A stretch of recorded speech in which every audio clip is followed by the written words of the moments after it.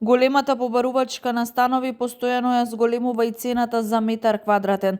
Над 1200 евра за метар квадратен се бара во Штип, а становите се распродадени и пред да бидат изградени.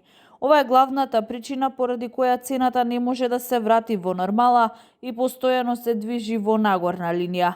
Според проценителот Ивановски, цената на становите не би требало да биде повисока од 900 евра, но побарувачката на пазарот придонесува за спротивното. Ке се засити пазарот, не знаеме кога тоа ќе се случи.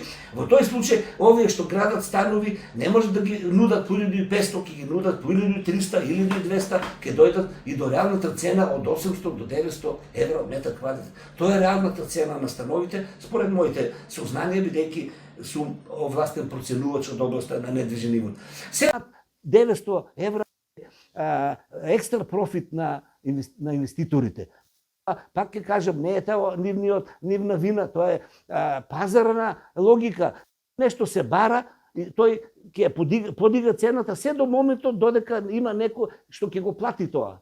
Од друга страна пак младите брачни парови мораат да го решат своето стамбено прашање, да вложуваат и да купат стан или куќа. Иако цените се високи, потребата е уште поголема. Значи, тие се пресилили да го решаваат стамбеното прашање по секоја цена.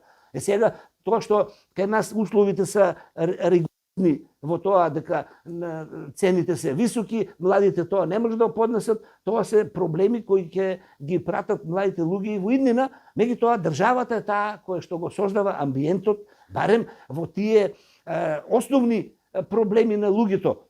Пред основни проблеми се стамбеното прашање, екзистенцијата секојдневна преку цените на прехранените производи. За над 70% е зголемена побарувачката на станови во 2025 година, споредбено со претходната 2024, информираат од општина Штип. Во 2025 година заврши со поднесени 335 предмети за продажба на станови до Оделението за даноци, што е зголемување за 70 станови во однос на 2024 година и секоја година бележи зголемена купопродажба делот на становите. Пред се бараат станови нова градба, кои се купуваат уште додека се во фаза на изградба.